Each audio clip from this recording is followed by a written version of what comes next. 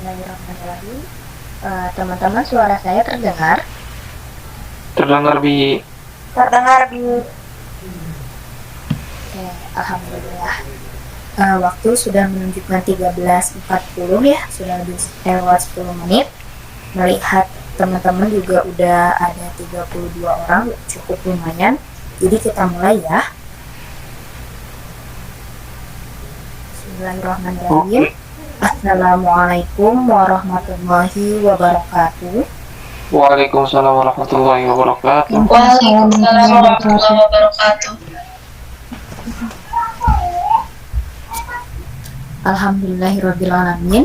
Pada siang hari ini kita sama-sama berkumpul di ruang virtual Google Meet untuk mata kuliah bimbingan karir. Pada kesempatan yang di kita baru sama-sama melewati Hari Raya Idul Fitri.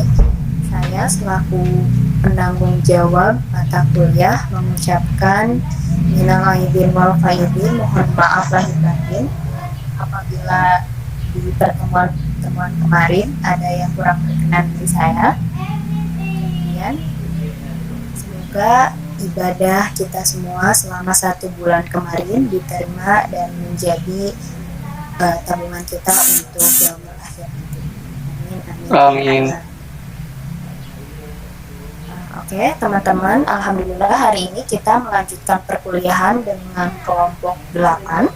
Kelompok 8 ini akan sedikit berbicara mengenai karir di era Society 5.0.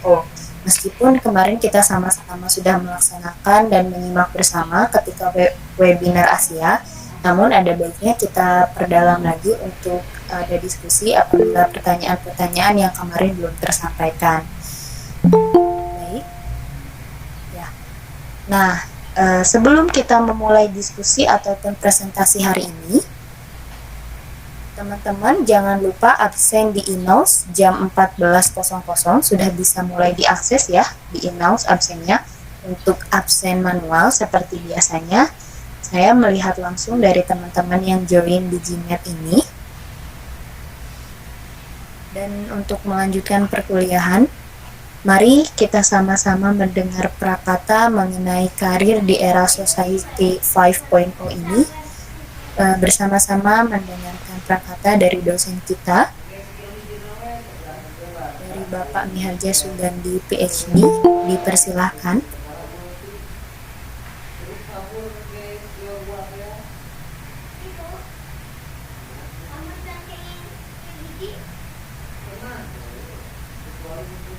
Kepada yang terhormat Bapak Sugandi Miharja PhD, saya persilahkan untuk menyampaikan prakatanya pada perkuliahan hari ini.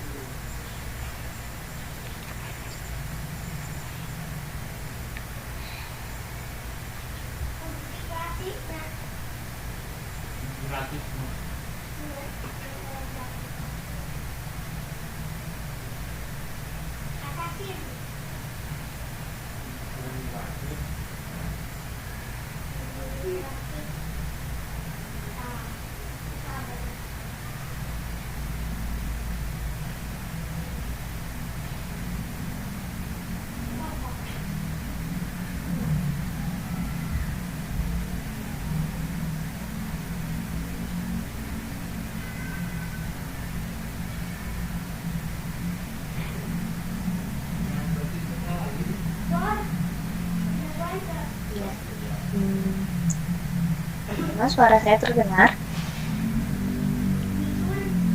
Terdengar, Bi. Dengar, Rida. Ya, alhamdulillah.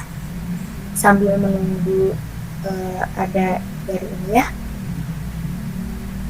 teman-teman. Teman-teman udah mulai pada progres ya untuk tugas lapangannya. Kuliah lapangannya udah mulai pada proses. Dan nanti kalau misalkan ada kendala boleh sampaikan ke saya ya di pribadi atau di japri boleh, atau mau saling berdiskusi dengan teman yang lain juga boleh. Bismillahirrahmanirrahim. Kepada Bapak Subandi Miharja dipersilahkan untuk menyampaikan prakatannya pada perkuliahan kita siang ini.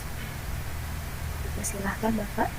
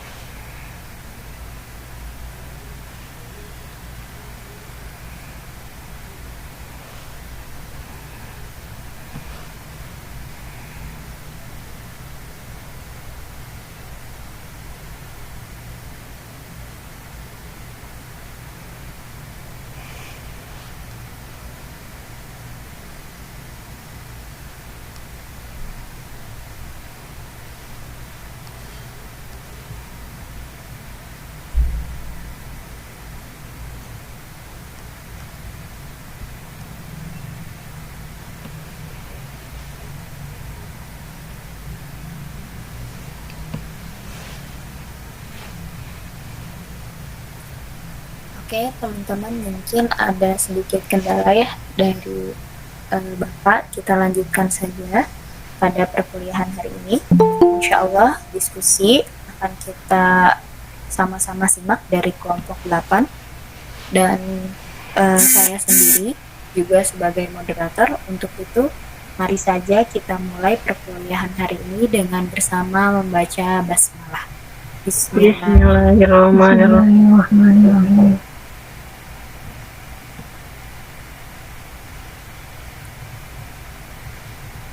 Di sini presentasi kelompok dari kelompok 8 yang beranggotakan 4 orang. Saya Rida Khofif sebagai moderator dan ada rekan-rekan saya Rifda Huliah, Risma Maulina, juga Yayu Agustin. Sudah bisa terlihat di layar kita sama-sama untuk PPT-nya. Terlihat. Oke, alhamdulillah. Ya, di sini kita akan membahas mengenai karir di era Society 5.0. Nah, untuk pembahasan pertama ataupun pemaparan pertama, mari saja kita langsungkan kepada pemateri kita yang pertama, yaitu Risma Nur Maulina. Saya persilahkan untuk menyampaikan pemaparannya. Baik, bismillahirrahmanirrahim. Assalamualaikum warahmatullahi wabarakatuh. Terima kasih kepada rekan saya selaku moderator Rida Khofif Bisafi. Sebelumnya mohon maaf suara saya agak sedikit serak. Oke, di sini saya akan membahas mengenai pengembangan diri atau pribadi. Nah, sebelumnya mari kita telaah apa itu pengembangan diri. Pengembangan diri adalah suatu proses pembentukan potensi, bakat, sikap, kemudian perilaku dan kepribadian seseorang melalui pembelajaran dan pengalaman yang dilakukan berulang-ulang. Nah, pengembangan diri juga merupakan kegiatan pendidikan di luar mata pelajaran ya, sebagai bagian dari bagian dari integral kalau dari kurikulum sekolahnya. Nah, kalau pengembangan diri menjadi salah satu upaya yang dilaksanakan di setiap lembaga pendidikan juga dengan mengacu pada kurikulum yang telah dirumuskan di lembaga tersebut, yaitu dalam lembaga pendidikan. Nah, ada juga definisi pengertian pengembangan diri menurut Marmawi. Menurutnya, pengembangan diri itu adalah suatu proses meningkatkan kemampuan atau potensi dan kepribadian serta sosial emosional seseorang agar terus tumbuh dan berkembang. Nah, kemudian pengembangan diri atau pribadi ini meliputi segala kegiatan yang pertama yaitu meningkatkan kesadaran dan identitas diri.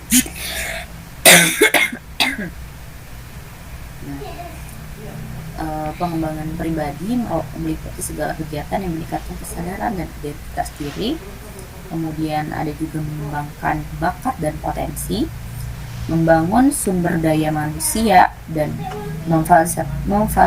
memfasilitasi kinerja, meningkatkan kualitas hidup dan memberikan kontribusi dalam mewujudkan impian cita-cita.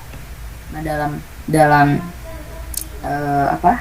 pengembangan diri ini tidak ada batasan terhadap pengembangan diri. Konsepnya juga melibatkan baik kegiatan formal maupun non formal untuk mengembangkan pribadi atau orang lain dalam peran sebagai guru, pembimbing, konsultan, manajer, coach, atau mentor. Nah, ketika pengembangan diri ini melibatkan institusi, berarti merujuk kepada metode, program, sarana, teknik, dan sistem assessment yang mendukung pembangunan manusia pada tingkat individu dalam sebuah organisasi. Kemudian selanjutnya pengembangan diri dan slide selanjutnya pengembangan diri dan karir.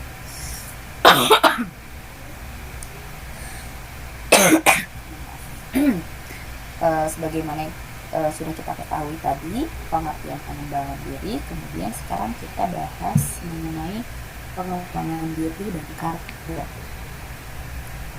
Nah, definisinya yaitu saya bacakan, pengembangan diri dan karir adalah proses kemajuan dari serangkaian kegiatan untuk meningkatkan kemampuan diri secara optimal sehingga dapat mengantarkan pada kesiapan dan kematangan untuk berkarir.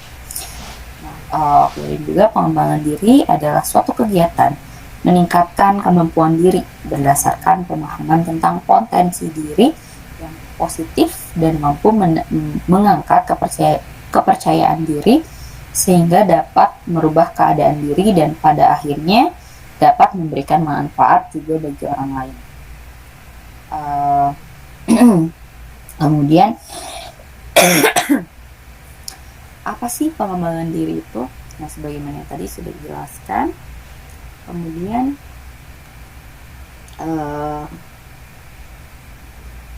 sebagai orang yang ingin mengembangkan karir, karena tadi berhubungan dengan pengembangan diri dan karir, yang pertama itu bisa dilakukan dengan perencanaan. Sudahkah kita merencanakan karir kita? Bagaimana mau berkembang jika kita tidak pernah merencanakan karir kita sendiri? Dalam pengembangan karir, perencanaan sangat penting karena menjadi arah aktivitas Anda nantinya.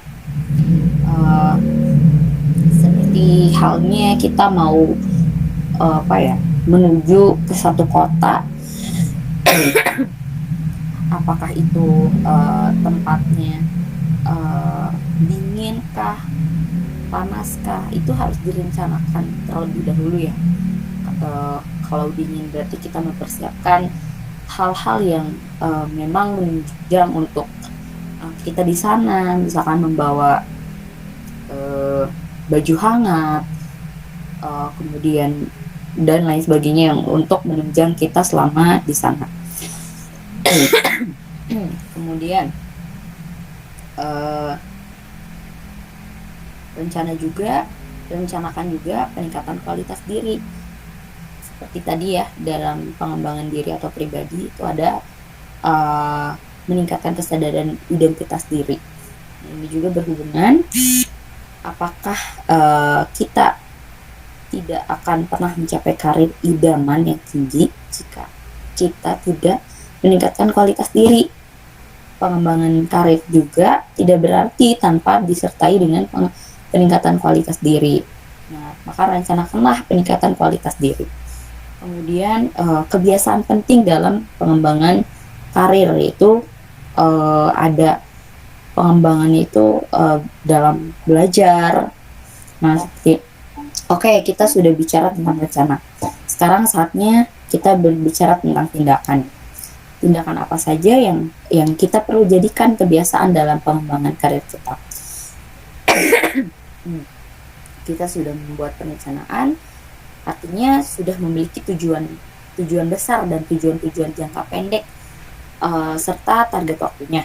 Kemudian kita pun sudah memiliki target target kemampuan gitu ya, kemampuan, keterampilan dan sikap yang harus kita miliki. Maka langkah pertama ialah menjadikan belajar sebagai kebiasaan kita. Kemudian yang kedua yaitu memaksakan diri sendiri. Nah, banyak yang mengeluh kalau dia sebenarnya sudah hebat, tapi nggak mendapatkan perhatian dari perusahaan atau atasannya. Kenapa ya? Mungkin kita kurang dalam memasarkan diri. Yang dimaksud dalam memasarkan diri ini bukan berarti kita melakukan penjualan secara langsung atau hard selling gitu ya. Misalnya kita membicarakan kehebatan kita dan meminta jabatan yang lebih tinggi. Bukan gitu caranya. Cara memaksakan diri yang efektif adalah dengan menunjukkan kualitas diri. Lakukan pekerjaan kita sebaik mungkin, kemudian lakukan pekerjaan yang menantang, kemudian membangun kepribadian yang menyenangkan dan akrab gitu ya.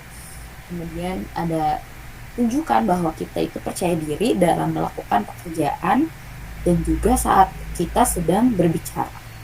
Nah, kemudian yang terakhir ada percepatan. Masih mau lebih cepat gitu ya. Seperti sebuah mobil, kalau kita ingin lebih cepat, kita harus menaikkan gigi persneling mobil kita kan. Nah, jika tetap di gigi 1, maka mobil kita tidak akan pernah cepat. Nah, lalu apa gigi dalam pengembangan diri? Nah, gigi itu adalah tingkat kepercayaan diri kita, tindakan kita serta peluang yang kita ambil akan sejalan dengan tingkat kepercayaan diri kita. Untuk itu, jika kita ingin mempercepatkan dalam pengembangan karir, maka kita harus meningkatkan kepercayaan diri kita. Kurang lebihnya seperti itu. Sekian, saya kembalikan kepada moderator.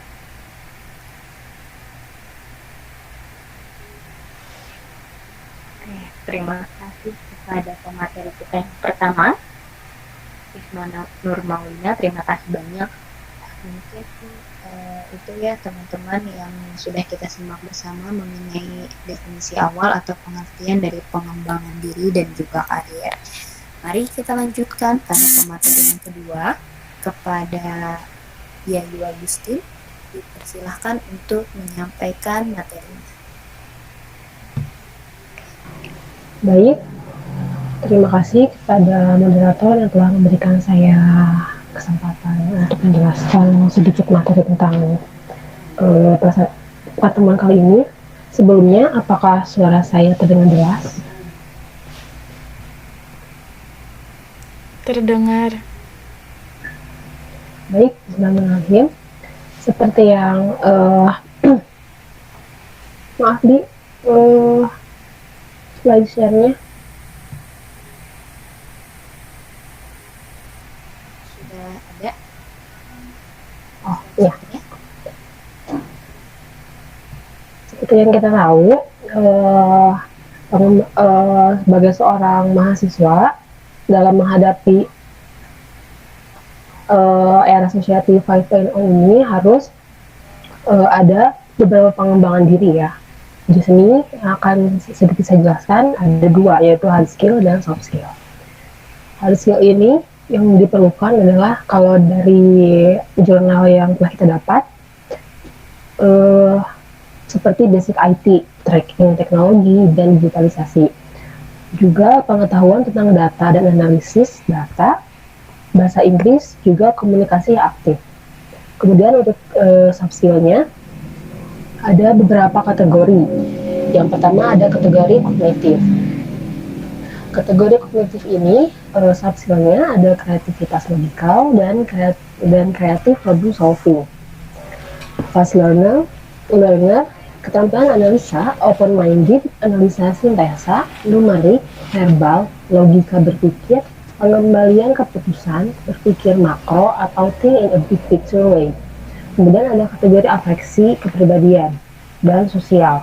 Ada self-motivated person, daya tahan stres, kestabilan emosi, bersemangat, antusias, suka tantangan, kemauan kuat untuk belajar, bertanggung jawab, persisten, berintegritas, jujur, profesional. Kemudian ada kerja sama tim, negosiasi, keterampilan interpersonal, percaya diri, dan penyesuaian diri kepemimpinan.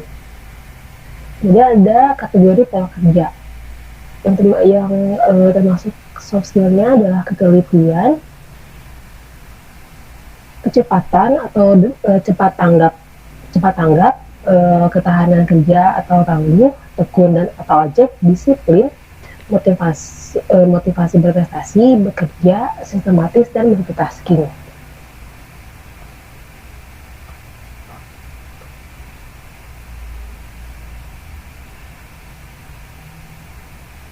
Kemudian ada beberapa juga aspek yang dapat aspek yang termasuk dalam pengembangan soft skill. Yang pertama, pengetahuan. Pengetahuan tentang data dan analisis data, pengetahuan spesifik tentang profesinya. Kemudian, kemampuan intelektual, analisis sintetis, numerik, verbal, logika berpikir, pengambilan keputusan, berpikir makro yang tadi itu lebih tercuai. Kemudian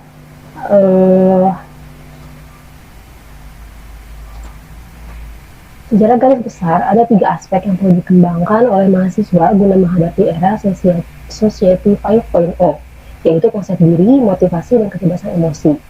Konsep diri perlu dipahami oleh mahasiswa agar mahasiswa dapat lebih maksimal dalam mengembangkan dirinya jika mahasiswa sudah bekerja dan menjadi bagian dari masyarakat nanti. Selain itu, kecerdasan emosi juga harus ditingkatkan agar setiap keputusan yang diambil tidak berdasarkan pengaruh orang lain. Dan motivasi mahasiswa harus terus meningkat agar mahasiswa selalu memiliki keinginan untuk memperbaiki diri dan lingkungan sekitar. Kemudian dari sumber lain, saya mendapatkan materi mengenai pengembangan soft skill dan kompetensi konselor pada era Society 5.0. Soft skill dan kompetensi seorang konselor pada era Society 5.0 harus mengalami perubahan ke arah yang lebih baik, lebih maju dan lebih berkembang, supaya dapat mengatasi berbagai macam persoalan manusia. Soft skill yang diperlukan oleh seorang konselor dalam era 5.0 yaitu yang pertama, konselor harus selalu tanggap terhadap berbagai macam persoalan yang muncul dan cepat mencari dan menemukan solusi yang tepat. Yang kedua, konselor menguasai kemampuan dalam menyelesaikan masalah yang kompleks. Ketiga, mampu berpikir kritis dan masuk akal sesuai dengan tujuan yang jelas, beralasan, dan berorientasi pada sasaran. Yang keempat, konselor harus terus berinovasi dan menemukan sesuatu yang unik serta bermanfaat bagi masyarakat. Yang kelima, konselor mempunyai kemampuan untuk mengatur, memimpin, dan memanfaatkan sumber daya manusia secara tepat sasaran dan efektif. Yang keenam, konselor mempunyai kemampuan untuk bekerja dengan orang lain. 7. Konselor mampu mengatur, menilai, menerima, serta mengontrol emosi dirinya dan orang lain di sekitarnya. Kedelapan, konselor mampu menarik kesimpulan atas situasi yang dihadapi serta kemampuan untuk mengambil keputusan dalam kondisi apapun. Yang kesembilan, konselor harus mampu berbicara, bernegosiasi, dan meyakinkan orang dalam segala aspek. Yang skill 10, konselor mampu menyusun secara spontan suatu pengetahuan dalam banyak cara dalam memberi respon penyesuaian diri. Kemudian skill yang 11, konselor mempunyai kemampuan teamwork untuk menunjukkan bahwa antara dosen dan mahasiswa mempunyai kedudukan yang sama, misalnya menunjukkan sama rendah, berdiri sama tinggi, sehingga akan tumbuh budaya saling mengisi tanpa melihat posisi. Interpersonal skill dan intrapersonal skill juga harus ditingkatkan dalam menghadapi era 5.0 ini, sehingga dapat mencapai tujuan yang diharapkan. Kompetensi seorang konselor juga harus dikembangkan agar lebih siap dalam menghadapi era 5.0 dengan benar-benar menguasai kompetensi yang telah ditetapkan oleh Permendiknas nomor 27 tahun 2008 tentang standar tutor dan kualifikasi akademik serta kompetensi konselor, yang dimana kompetensi konselor ini meliputi kompetensi pedagogi, kompetensi kepribadian, kompetensi sosial, dan kompetensi profesional sehingga dapat menjalankan tugas dengan baik dan tidak sewenang-wenang. Demikian yang dapat saya sampaikan. Kalau lebihnya saya mohon maaf. Terima kasih. Saya kembalikan kepada moderator.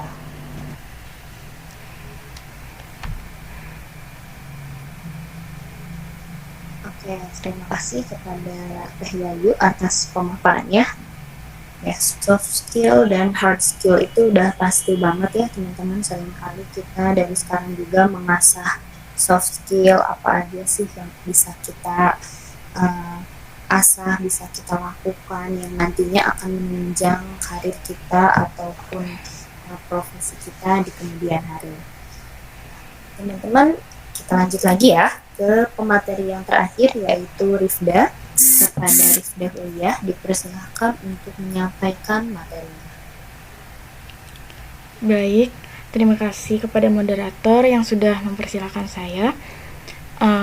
Sebelumnya, apakah suara saya terdengar jelas? Terdengar. Oke, saya akan sedikit menjelaskan, melanjutkan materi selanjutnya, yaitu karena sebelumnya sudah dijelaskan tentang pengembangan diri, skill apa aja yang harus dipunya mahasiswa di era Society 5.0 ini. Nah, sekarang meliputi apa aja sih pengembangan karir mahasiswa di era Society 5.0 ini. Nah, yang pertama ada career search, yaitu mencari informasi sebanyak mungkin tentang pilihan karir, profesi yang dapat dijalani dengan bidang ilmu dan kemampuannya, lapangan pekerjaan. Nah, karena terkadang mahasiswa tingkat akhir masih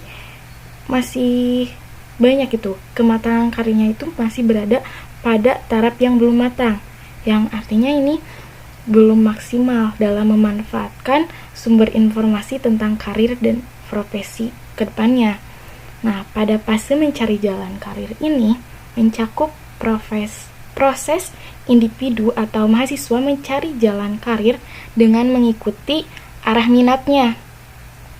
Pada fase ini, individu mulai tertarik dengan satu bidang karir karena referensi informasi yang dimilikinya. Pada masa ini, individu mengikuti keinginan, mengikuti arah minatnya, serta mulai mencari hal atau kegiatan apa yang mampu membuat dirinya menemukan arah minat yang dicari. Nah, kedua ada career exploration, yaitu menggali pengalaman bekerja dengan terjun langsung mendalami proses bekerja, mulai dari seleksi, bekerja di setting kerja yang sesungguhnya, merasakan pengalaman berinteraksi dalam lingkungan kerja. Pada fase eksplorasi ini, ketika minat terhadap suatu pilihan karir dirasa kuat, individu akan melakukan eksplorasi. Pada fase ini, informan atau mahasiswa ini mulai ingin memperdalam atau mengeksplorasi pilihan karirnya, mencoba bekerja menjalani suatu profesi, misalnya dengan ikut magang kerja atau internship, atau mungkin kalau mahasiswa ada PPM ya. Nah, ataupun mulai bekerja menjalankan profesinya. Kadang tidak hanya satu profesi yang dicoba. Sumber motivasi untuk mencoba suatu profesi ini ada yang didorong oleh keinginan diri dan atau ada ajakan dari teman untuk memanfaatkan kesempatan yang ada. Nah, yang ketiga atau yang terakhir ada career decision, yaitu dapat dengan yakin membuat keputusan karir, memutuskan dengan menimbang bakat, minat, passion, resiko, tantangan, prospek. Nah, pada fase penetapan pilihan karir ini, individu harus mempunyai alasan kuat dalam memutuskan karir. Nah, alasan karir ini didasari karena yang pertama, individu tertarik dengan profesi atau jalan karir karena melihat adanya peluang yang bagus, tapi juga mempertimbangkan resikonya, prospeknya gitu. Nah, yang kedua, individu yakin dengan kemampuan yang dimilikinya dapat menjalankan profesi dan karir dengan baik. Yang ketiga, merasa bisa menjadi dirinya atau dalam karir ini bisa menemukan dirinya di profesi dan jalan karir yang dipilih karena sesuai dengan idealisme, sesuai dengan karakteristik dirinya, dan sesuai dengan harapan atau keinginan dirinya. Mungkin sekian. Mohon maaf bila ada salah kata. Saya kembalikan kepada moderator. Terima kasih.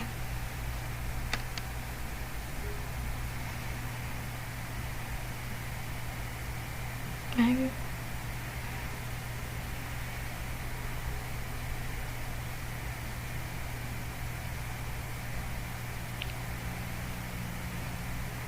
Oke, terima kasih kepada pemateri Rizky yang tadi yang sudah menyampaikan mengenai pengembangan karir mahasiswa di era society. Nah, untuk 3 hal yang career research, career exploration, juga career decision itu nyata banget ya, terasa poinnya yang sekarang kita perlu untuk Oke, sebelum itu kita buka dulu ya untuk sesi tanya jawab. Teman-teman, semoga belum puas ya, semoga masih ada yang perlu untuk ditanyakan. Nah, boleh nih sekarang kesempatan yang pas, kesempatan yang bagus untuk teman-teman mau bertanya mengenai Career Society 5.0 ini. Untuk sesi pertama dibuka untuk 2 orang penanya ya. Nanti yang mau bertanya boleh silahkan untuk sampaikan langsung atau mau raise hand dan menuliskan pertanyaannya di kolom komentar. Silahkan teman-teman yang mau bertanya.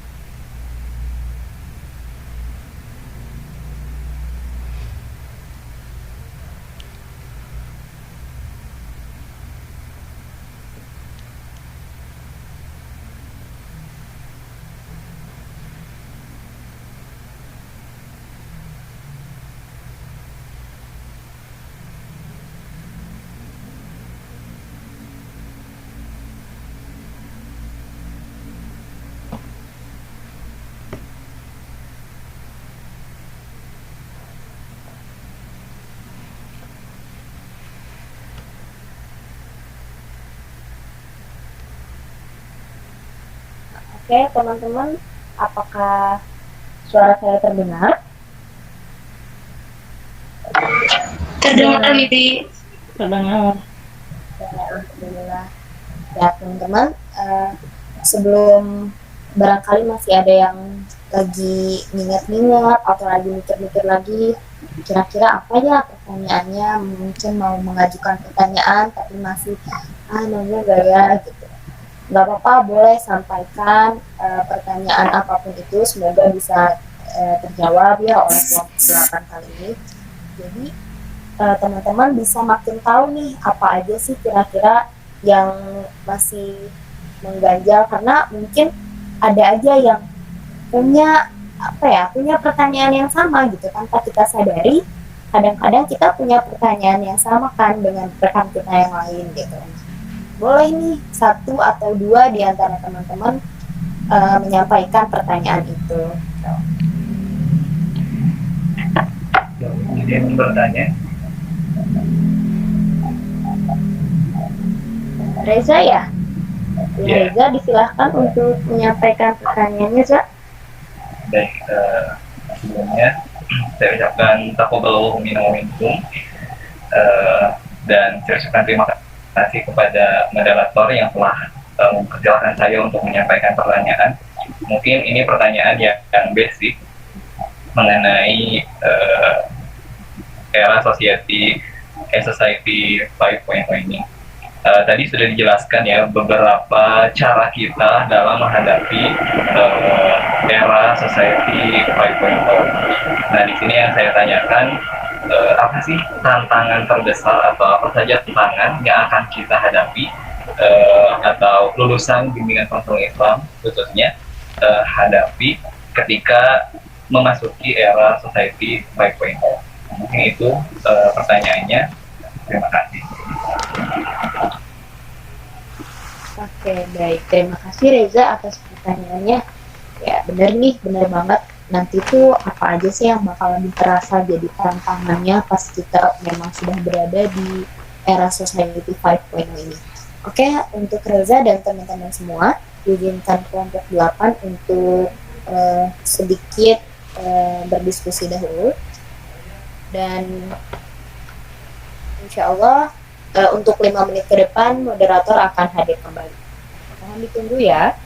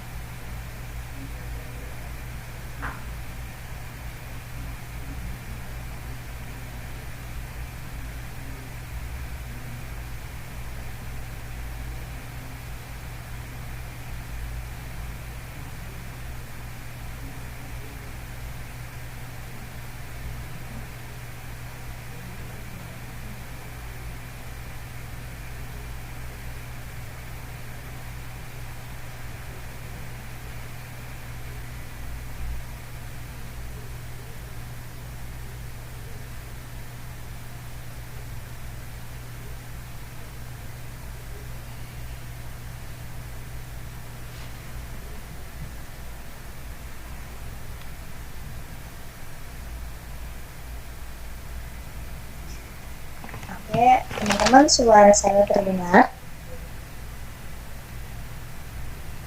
Terdengar. Alhamdulillah. Oke, untuk saudara Reza, pertanyaannya insya Allah akan dijawab oleh saudari Rifda dari kelompok 8. Untuk itu, saudari Rifda dipersilahkan untuk menyampaikan jawabannya. Ya, baik. Pertanyaan dari Reza tuh tentang tantangan di era Society 5.0 ini ya. Nah, tantangan itu apa aja sih? Yang pertama, permasalahan pemanfaatan teknologi, karena memang kan teknologinya akan semakin canggih gitu kan, dan kita dituntut untuk harus menguasai teknologi yang canggih ini. Nah, yang kedua ada permasalahan spiritual, karena kalau udah kenal teknologi atau elektronik ini, yang membuat candu spiritual kadang menurun gitu, dan memang iman kita emang naik turun kan, kayak gitu. Terus ada tuntutan kompetensi semakin tinggi dengan teknologi yang canggih ini, kompetensi pun semakin tinggi gitu. Nah, yang selanjutnya seperti tadi dari Teh Ayu ngejelasin kalau di era Society 5.0 ini harus punya penguasaan bahasa asing. Nah, permasalahannya itu ada di penguasaan bahasa asing, karena nggak semuanya bisa menguasain bahasa asing gitu. Jadi kita dituntut untuk bisa menguasai bahasa asing, bukan hanya bahasa Indonesia saja. Nah, selanjutnya ada permasalahan soft skill, bukan hanya hard skill saja, tapi kita juga harus meningkatkan soft skill ini di era Society 5.0 ini. Terus selanjutnya ada permasalahan informasi hoax, dan permasalahan informasi hoax tuh memang sangat banyak banget gitu. Kemarin juga kan tentang kayak COVID, terus banyak lagi gitu. Maka dari itu kita secara individu harus memilah gitu untuk mencerna informasi itu. Nah, yang kedua yang selanjutnya ada individualitas. Karena semakin candu pada teknologi membuat kita jadi lebih individualitas, jadi tambah individualitas gitu. Mungkin jawabannya segitu ya. Nanti kalau ada kurang mungkin bisa dari rekan saya bisa menambahkan, atau teman-teman yang lain bisa menambahkan jawabannya. Sekian, terima kasih. Oke, terima kasih kepada Saudari Rifda atas jawabannya. Saudara Reza, apakah sudah mendengar dan menyimak? Jawabannya bagaimana? Oke, sebelum kita beralih pada kegiatan selanjutnya, ada PowerPoint nih dari Teh Desi yang waktu itu kita webinar Asia, memaparkan mengenai tantangan di era society. Sebentar ya, coba saya tampilkan dulu PPT-nya.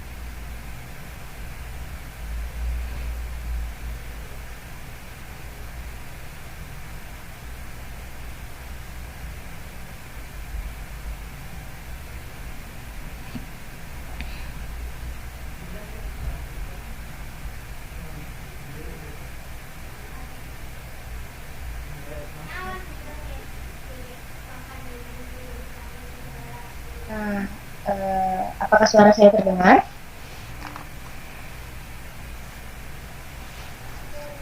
Terdengar. Oke, untuk Saudara Reza dan teman-teman yang lain, ini ada beberapa mengenai prospek kerja ya. Prospek kerja khususnya bagi karir konselor dan guru BK atau guru BK di era Society 5.0. Nah, ini untuk tantangan di era Society 5.0. Ada yang tadi sudah disampaikan juga dari Saudari Rifda ya, permasalahan mengenai bahasa gitu. Juga permasalahan mengenai teknologi. Namun selain dari itu, ada juga nih yang kadang orang-orang kadang menyepelekannya, tapi padahal ini sangat penting ya, seperti permasalahan spiritual. Nah, disinilah posisi seorang konselor dapat mempergunakan atau melihat prospek lapangan bahwa mungkin di kemudian hari orang-orang akan semakin membutuhkan untuk dibimbing mengenai spiritual. Nah, kalau untuk tuntutan kompetensi semakin tinggi itu sudah pasti ya, karena zaman juga semakin canggih, maka kompetensi kita pun harus semakin maju gitu, semakin tinggi. Oke, nah, permasalahan soft skill, nah ini udah pasti banget. Permasalahan informasi hoax atau hoax. Nah, hoax ini yang seringkali beredar tanpa kita sadari, menyebar luas dengan mudahnya dan langsung memengaruhi masyarakat luas gitu. Padahal kita tuh terkadang kurang apik juga dalam menyerap informasi, kurang apik, kurang baik, kurang memilah informasi apa sajakah yang sudah kita serap. Terkadang juga tidak kita cek lagi kebenarannya, maka terjadilah informasi hoax atau kesimpang siuran informasi ya. Untuk itu kedepannya bisa nih untuk ketika orang yang sudah memang merasa salah gitu ya, salah kurang dari tidak ada yang membimbing ataupun membutuhkan bimbingan, disinilah itu prospek bagi kita sebagai konselor di era Society 5.0. Mungkin itu ya. Oke.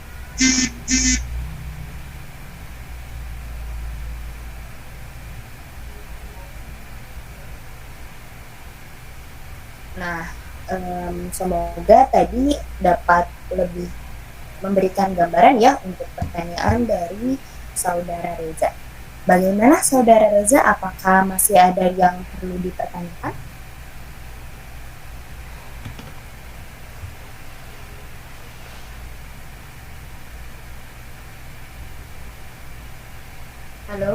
Saudara Reza ada?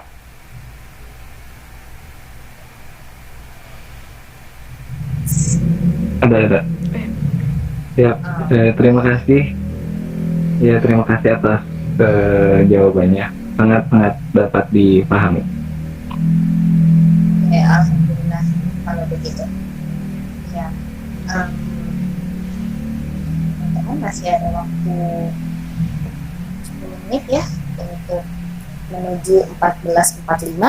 Adakah yang ingin bertanya kembali mengenai career society di era 5.0?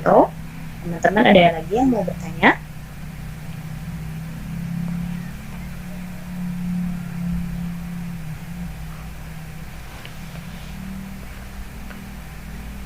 Apabila tidak ada yang ingin bertanya ataupun masih mempertimbangkan,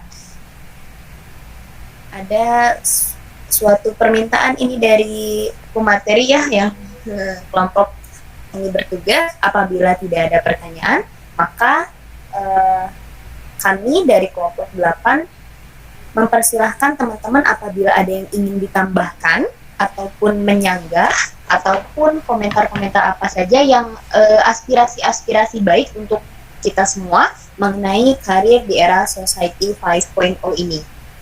Teman-teman dipersilahkan barangkali ada yang mau ditambahkan atau menyanggah ataupun apa saja, ataupun ingin menyampaikan mengenai ringkasan ataupun konklusi perkuliahan kita pada siang hari ini juga boleh.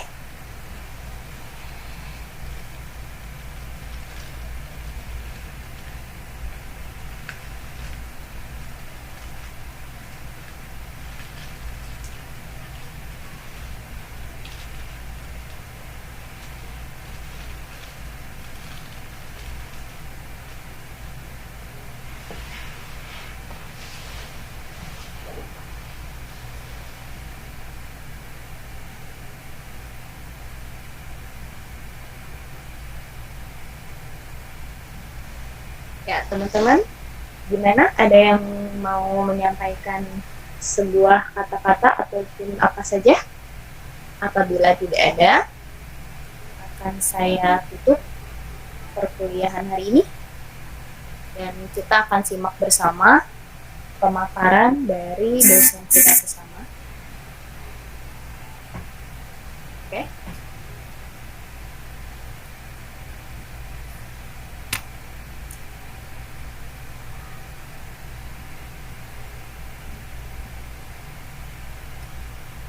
Mungkin tidak ada lagi ya yang ingin menyampaikan. Baik, mungkin itu saja yang bisa kami sampaikan dan juga perkuliahan hari ini. Mari kita sama-sama simak pemaparan dari dosen kita untuk perkuliahan bimbingan karir mengenai tema karir di era Society 5.0. Dipersilahkan kepada yang terhormat Bapak Sugandi Miharja. Silahkan kepada Bapak Sugandi Miharja untuk menyampaikan pemaparannya mengenai topik kita hari ini. Baik, Neng Yuda, terima kasih. Assalamualaikum warahmatullahi wabarakatuh. Waalaikumsalam warahmatullahi wabarakatuh. Waalaikumsalam warahmatullahi wabarakatuh.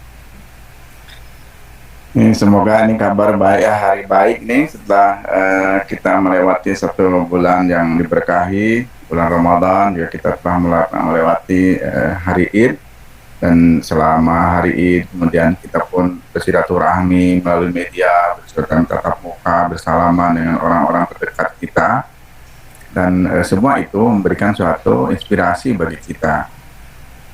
Filosofi teologisnya bahwa silaturahmi itu mendatangkan rezeki, menambah kesehatan, menambah umur misalnya kan. Nah, lalu bagaimana makna itu dalam konteks ilmiah dunia karir misalnya? Ternyata bagi banyak orang dengan silaturahmi, ketemu ruang visi, ketemu performansi orang, kemudian kita mempunyai satu asumsi sendiri tentang karir dari orang itu yang kemudian secara positif itu akan akan menularkan pandangan-pandangan positif juga pada diri kita. Maka silaturahmi itu dalam berbagai reaksi secara keseluruhan membangun suatu pandangan-pandangan yang memberikan dampak positif kepada diri seseorang. Sebut saja misalnya ada suatu teori dari Jepang bernama genogram. Teori ini mengidentifikasi diri seseorang yang dirunut ke atas, kemudian ke kiri dan ke kanan berdasarkan genetika. Jadi bapaknya itu garis bapak itu ada uang, ada pamannya, ibunya juga sama. Kemudian ke atas ada kakek nenek dari bapak, dari ibu, ada adik kakak daripada kakek neneknya, ke atas lagi ada keponakannya, ada macam-macamnya. Maka orang tadi bisa mengidentifikasi bahwa mereka itulah yang dapat dia tiru, mereka itulah yang bisa menjadi suatu karir yang menguatkan bagi kita misalnya. Kan ketika orang bertemu silaturahmi dari 50 orang misalnya kan, dari 50 itu dari sekian banyak itu ada yang sering dibicarakan, ada yang tidak pernah dibicarakan, lalu kita ambil bagian daripada mengamati, mengobservasi, maka pun itulah menjadi satu pilihan-pilihan kita. Oh, saya mending itu, misalnya ada ketemu saudara kita, orang tua kita, jadi kiai kan, bajunya bersih, mukanya cerah, yang diomongkannya adalah bersyukur. Kemudian ketemu orang itu mendoakan, makanan selalu berlimpah walaupun tidak harus mahal, ruangannya luas walaupun tidak ada mebelnya. Udah terpanggil, saya ingin seperti mereka. Nah itu kan suatu identifikasi karir atas dasar pengamatan tata ruang. Begitupun satu hari kita silaturahmi misalnya ke saudara kita yang jadi petani kan, begitu datang tuh diambilkan ikan, dipotongkan ayam, diambilkan sayuran, ya kan. Buah-buahan yang tidak harus beli gitu, semua ada di halamannya, semua ada di kebunnya, di kolamnya. Lalu kita mengidentifikasi diri kita, saya mendingan seperti mereka karena daya dukung saya di lingkungan seperti itu, ada kebun, ada sawah. Ya, tidak harus berpikir jadi yang lain-lain. Demikian pun ketika Anda silaturahmi dengan saudara yang jadi anggota parlemen, datang orang semua, ajukan proposal mesin, ajukan proposal madrasah, proposal panti yatim, dan saudara Anda yang jadi anggota parlemen itu bisa memenuhinya karena punya kebijakan anggaran untuk itu. Nah, lalu Anda pun tertarik sebenarnya di parlemen misalnya kan. Tentu kita tidak melihat keseluruhan dari aspek-aspek tadi, tidak melihat dari pandangan-pandangan tadi, tetapi ada satu dua mungkin yang menarik bagi kita, dan itu bukan saudara jauh, saudara dekat, bukan orang lain, tapi gen kita sendiri, maka itu menguatkan kepada capaian karir berdasarkan identifikasi lingkungan kita. Nah, kemarin sudah ada tugas itu sehingga kita bisa mengidentifikasi diri kita pada apa karir yang harus dibentuk gitu ya. Nah kemudian berkaitan dengan topik kita pada hari ini tentang society 50 itu, karena ini memang tren ya. Yang dimaksud tren itu karena bahwa masyarakat 50 itu adalah satu masyarakat yang terhubung secara humanis menggunakan gitu ya, menggunakan teknologi ya, terutama teknologi media, teknologi robotik gitu ya. Sebetulnya 50 ini kalau di Jepang, kebetulan saya pernah ke Jepang waktu itu kurang lebih tahun 2015, 2014, mereka itu sudah sejak dulu itu sudah pintu-pintu tidak lagi dikunci kan gitu. Kemudian tidak ada knop listrik, mereka pintunya buka nyala, pintunya tutup ya mati gitu rumah itu. Keran juga sama, tidak ada yang puter-puter keran nih. Kalau tangannya pada lubang keran keluar air, kalau enggak sudah lepas. Itu sudah lama itu, dan memang belum masuk ke Indonesia, dan itu sudah bagian daripada Society 50. Ini bagaimana penghematan suatu energi alam ini tetapi tidak mengganggu begitu ya hubungan relasi antar orang. Demikian pun ya, kita melihat bagaimana bencana yang bencana yang besar di Jepang itu tidak ada satupun dari mereka yang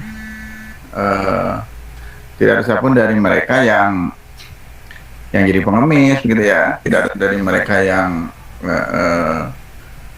menjadi peminta-minta, menjadi sesuatu yang menyulitkan bagi masyarakat lain dan negara. Tapi orang membahu secara proaktif tanpa mereka berteriak, tanpa mereka meminta, ada solusi yang saling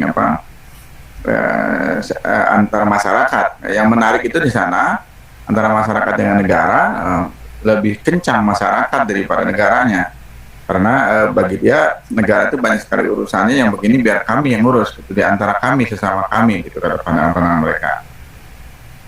Nah ini bagaimana tadi aspek teknologi kemudian itu terpaut dengan solusi-solusi sosial di antara orang. Jadi teknologi bukan mengambil alih tugas-tugas manusia, tetapi membantu harmonisasi antara orang. Kira-kira begitu gagasan daripada Society 5.0 itu, masyarakat 5.0 itu. Kemudian bagaimana implementasi pada diri kita hari ini? Kita hari ini punya WhatsApp group, punya Telegram misalnya kan, kita punya Facebook, punya website, mungkin punya media pemberitaan menggunakan news begitu ya, atau Instagram atau Twitter, apa saja yang kita punya, dan itu tentu menjadi memudahkan bagi kita untuk membangun jejaring yang produktif, yang konstruktif gitu ya. Misalnya kalau Anda ketik ya di YouTube, ketiklah misalnya cara kreatif membuat, begitu saja, maka akan muncul ribuan konten di sana. Daripada membuat kompa tanpa listrik, membuat akuarium mini, membuat kipas tanpa listrik misalnya kan, membuat sumber listrik gratis di desa, banyak ribuan sekali. Dan itu adalah bentuk daripada digital, bentuk daripada 5.0 gitu ya, masalah 5.0, di mana teknologi itu menjadi membantu orang untuk mendapatkan satu pelayanan hidup lebih sejahtera, lebih makmur. Karena dulu orang untuk bisa mendapatkan keterampilan seperti tadi yang banyak di YouTube sekarang ini, itu harus kunjungan, mungkin harus antar pulau, bahkan antar negara. Nah sekarang Anda tinggal klik saja itu, apa saja ada jawabannya. Membuat parfum ke Adam, menjadi sandang pangan papan, puluhan ribu konten itu banyak sekali, termasuk obat-obatan ada semua di sana. Maka ada pandangan dari Alibaba itu, grup mereka itu, atau yang lainnya beranggapan bahwa dunia pendidikan ini akan bangkrut. Gitu. Kenapa? Seluruh keperluan jawaban orang itu sudah disajikan di dalam digital, dalam website, semuanya sudah ada. Orang tidak harus datang ke perpustakaan sekarang, karena jurnal sudah ada di website. Orang pun tidak harus nanya apa-apa, cari kitab-kitab besar, tanya saja sudah ada itu kitabnya. Sudah ada di PDF, ada kan. Dan itu adalah suatu kemudahan bagaimana orang mendapatkan satu nilai tambah dalam diri orang. Misalnya kalau di Anda itu berlimpah bambu, ya kan? Satu batang bambu harganya 20.000 misalnya, kemudian dipotong-potong seperti di Tasik itu di Raja Pola, maka 30 cm itu bisa 30.000 gitu. Bayangkan satu batang tuh 10 meter misalnya, ya kan? 10 meter satu batang. Ini 30 cm-nya berapa nih kan? Hampir berapa? 30 ya. 30 potong kali 30.000 itu 900.000. Sementara modalnya hanya 20-30.000 saja. Jadi ada nilai tambah dari bahan baku bambu menjadi berlipat-lipat gitu ya. Demikian pun lahan, bagi masyarakat tradisional lahan 1 hektar mungkin hanya menghasilkan ubi kayu berapa puluh kilo atau berapa kuintal gitu ya. Tapi dengan Anda buka YouTube misalnya bagaimana cara mengolah tanah, bagaimana cara membuat kandang yang praktis gitu ya, dibuka di sana di YouTube. Semua ada walaupun kita bukan jurusan pertanian, tapi kita bisa lebih pandai dari mereka dibantu oleh media gitu. Nah, apakah kita ini kan pertanyaan kita, karena begitu banyak tersaji kan media di dalam untuk kita tahu kan meningkatkan nilai tambah lingkungan kita, nilai tambah pengetahuan yang ada di dalam diri kita, keluarga kita.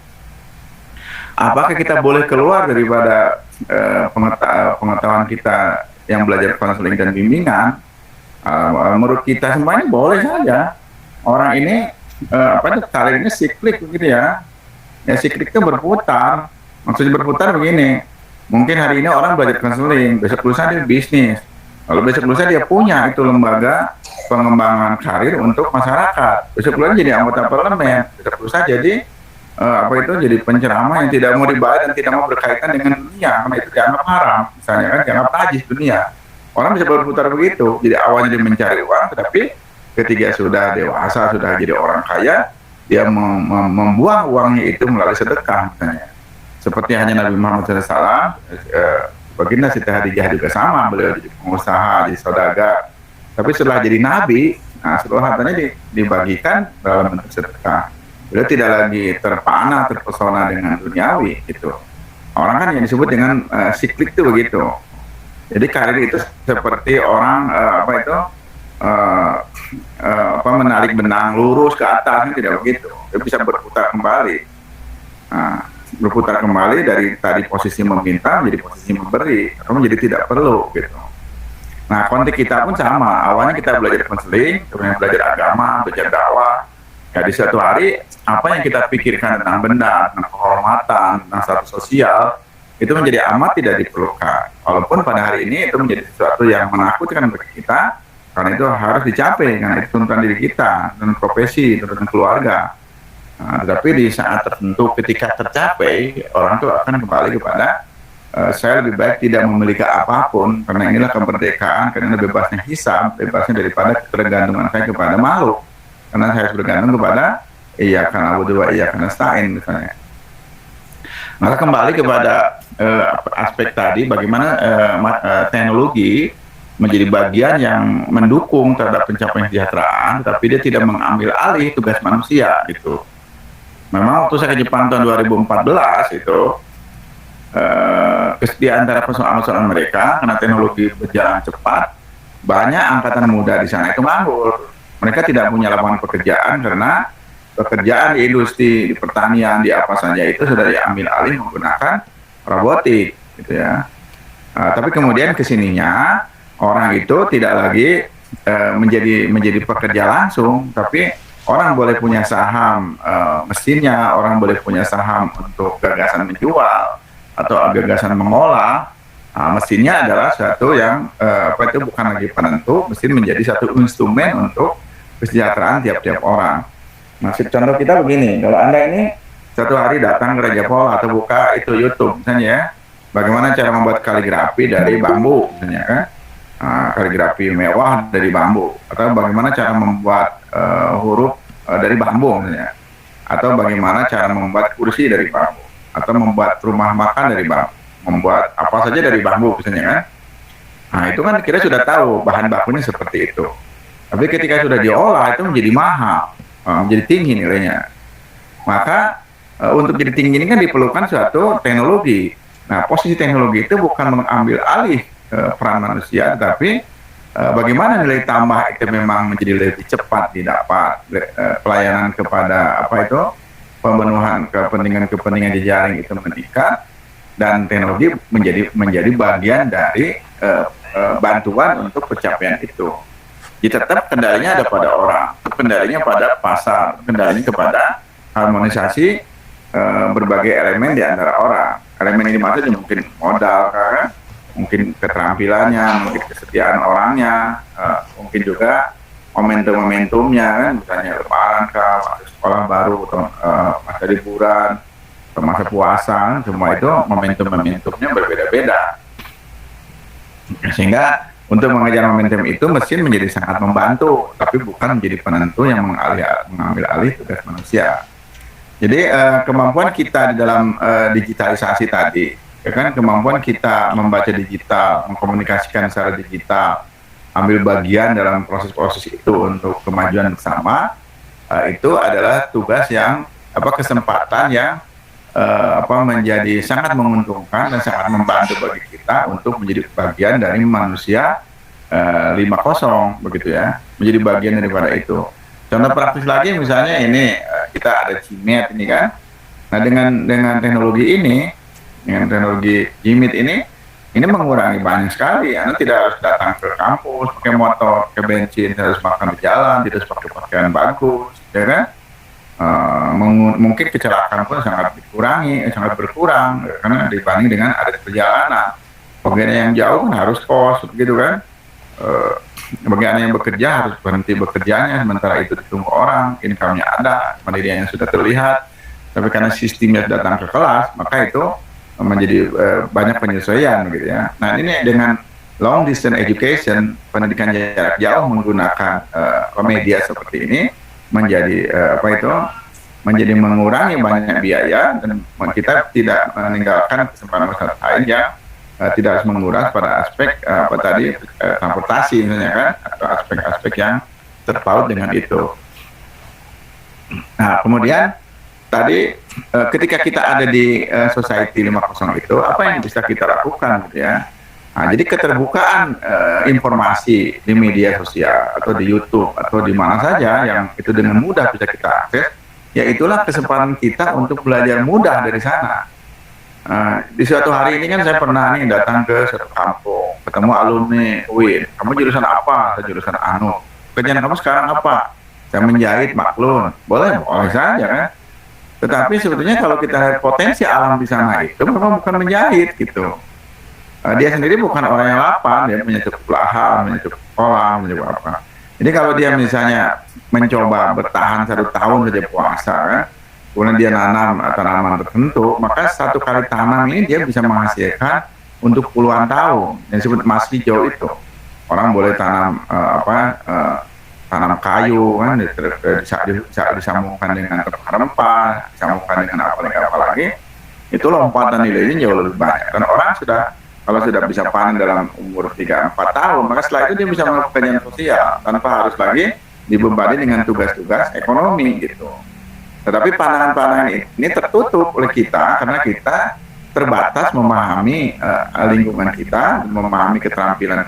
Padahal media sosial terbuka, di tulisan kah, di jurnal kah, di Trubus kah, di majalah apa kan, mengenai bagaimana pemanfaatan lahan, pemanfaatan air, pemanfaatan udara, sinar matahari, hasil-hasil hutan, hasil pertanian, apa saja banyak sekali. Coba Anda lihat misalnya yang punya pepaya itu ya, di YouTube buka gitu, apa olahan pepaya. Muncullah itu misalnya abon pepaya. Abon pepaya itu katanya itu ya, dengan memungut di pinggir halaman, itu bisa laku 300.000 per kilogram. Kalau ada yang beli itu ya, tapi kalau tidak dibeli disedekah pun lebih baik kan, kita punya saudara, punya teman, punya tetangga. Tapi kesempatan itu selalu ada.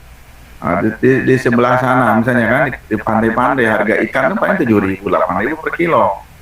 Sementara kalau sudah masuk kota 30.000. Sebaliknya harga sayuran, di mana di daerah-daerah sentra-sentra sayuran kalau sudah jatuh harganya kan dikasihkan ke petani, ke masyarakat. Silakan ambil saja sendiri gitu. Karena sudah sedang jatuh harganya. Padahal di perumahan sana mana tahu di harga tomat sedang jatuh. Mana tahu kan itu harga sayuran daun apa sedang jatuh ya. Kan ada satu kisah itu kan di buku-buku motivasi itu. Di suatu hari ini ada orang tidak lulus seleksi, datang dari luar Jawa, datang ke Jakarta tidak lulus seleksi. Dia nggak punya lagi uang untuk pulang, hanya tersisa uang 100.000. Kemudian terlunta-lunta, jalan nggak sadar kemana, akhirnya nyampe jalannya ke pasar induk, tidak sengaja. Begitu di pasar induk, tempatnya tomat bagus-bagus, kemudian tanya, tomat itu nggak dijual, ambil saja, karena waktu itu sedang jatuh harga. Maka diambillah tomat itu, ditanggung oleh dia, dijual ke perumahan, dan itu harganya mahal ternyata. Orang perumahan nggak tahu harganya sedang jatuh.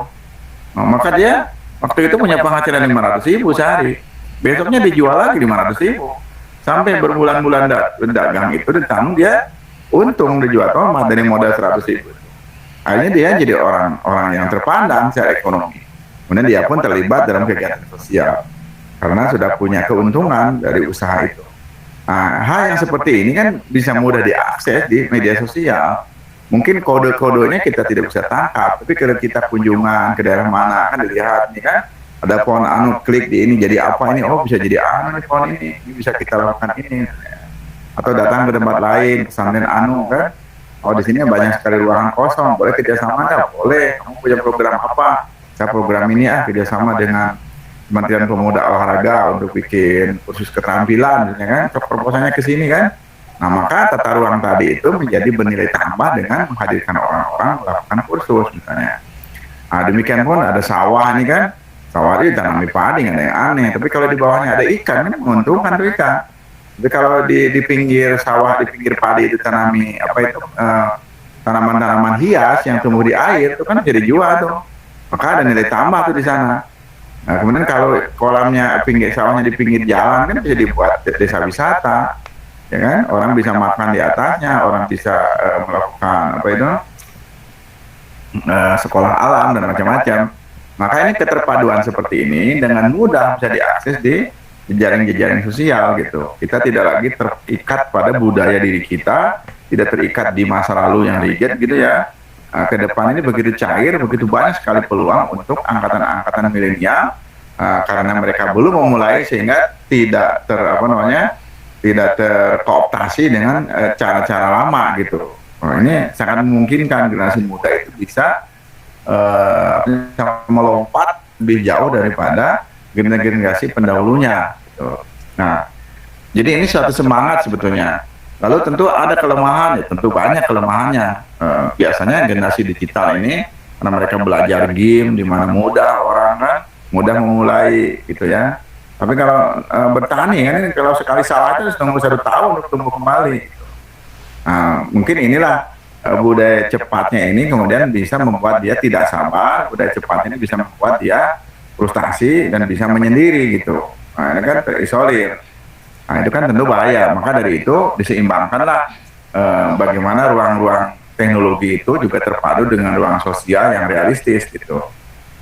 Hal yang sangat teknis sebetulnya sudah disampaikan oleh teman kita di grup tadi mengenai soft skill hard skill kan gitu, sikap-sikap positif kita. Tapi ini bagi saya bahwa untuk generasi muda kesempatan untuk berkarya luar biasa lebih luas di jalur non formal dibanding formal gitu ya. Dan ketika orang sukses non formal maka membuat hal formal itu jadi sangat mudah karena formal itu boleh jadi formalisasi gitu ya. Tapi poin daripada manfaat, poin daripada nilai tambah tidak selalu ya dicapai di dalam kegiatan-kegiatan formal. Nah, kan ada buku tuh, buku Learning Revolution ya kan, Janet Poston nulis. Kalau orang punya ruangan 8 kali 8, jadi kan konsultan, itu bisa ratusan miliar omset setiap tahunnya. Tapi di ruang kelas 8 kali 8 itu ya sejak kita sekolah SD di sana sampai hari ini menjadi mahasiswa, ya catnya begitu, bornya masih di sana, kursinya juga masih yang lama, tidak ada perubahan. Nah, bagaimana ini kita punya gagasan yang mengubah itu? Maka informasi pada media, silaturahmi kita, pengamatan kita itu diperlukan dalam rangka lompatan-lompatan itu didapat, ya kan? Nah, kita kan sudah kos nih di Bandung ya, hari ini berapa harga rumah 3 kali 2 meter tuh kan misalnya 500.000 sebulan. Kalau kita pulang kampung segitu mah rumah segitu mah ya, kita punya tanah hektaran gitu ya. Tidakkah kita terpikir bagaimana meningkatkan nilai tambah gitu lahan itu sehingga bisa berbagi, kita bisa menghasilkan satu tanaman, satu barang, satu apa gitu, satu ruangan yang untuk produksi bengkel apa saja, atau untuk pengajian mengembangkan wawasan, menambah semangat memberi, semangat berkunjung, saling berkunjung misalnya kan. Nah, ini semua momentum kita di dalam Society 50. Baik, terima kasih kepada Kosma kita, terima kasih kepada PJ ini yang bersabar bantu kita, terima kasih kepada kelompok tadi yang presentasi luar biasa, kepada para penanya yang memetakan pikiran-pikiran, gagasan-gagasan, juga kepada penjawab dan para penyimak aktif. Kami aja ucapkan terima kasih. Dengan nama majelis, subhanallahumma bihamdika, asyhadu an la ilaha illa anta, astagfiruka wa atubu ilaik. Kembali kepada moderator kita. Baik, terima kasih kepada yang terhormat Bapak Sultan Jimmy Hadiah PhD atas pemaparannya yang kembali menjadi pencerah, kembali menjadi pemapar yang terbaik kita untuk semua pembelajaran yang kita jalani sekarang. Semoga segala hasil yang kita inginkan, segala bentuk capaian yang kita harapkan dapat tercapai dengan baik di kemudian hari. Amin ya rabbal alamin. Mungkin kita sudah sampai di penghujung kegiatan pembelajaran hari ini. Kita tutup dengan bersama mengucap hamdalah. Alhamdulillah. Alhamdulillah. Alhamdulillahirabbil alamin. Saya Turun mohon Ibu PJ dan kelompok. Sami-sami, Kang Rohmat. Saya selaku PJ juga moderator hari ini menyampaikan permohonan maaf apabila ada yang kurang berkenan atau kurang pemaparan kurang jelas ataupun apa yang dirasa kurang. Dan terima kasih kepada teman-teman yang sudah bergabung bersama di ruang virtual ini. Semoga minggu-minggu depan kita masih bisa bergabung dalam keadaan sehat walafiat. Amin, amin ya rabbal. Untuk itu akhir kata terima kasih juga. Maaf, saya tutup dengan salam. Assalamualaikum warahmatullahi wabarakatuh. Waalaikumsalam. Waalaikumsalam warahmatullahi wabarakatuh. Waalaikumsalam warahmatullahi wabarakatuh.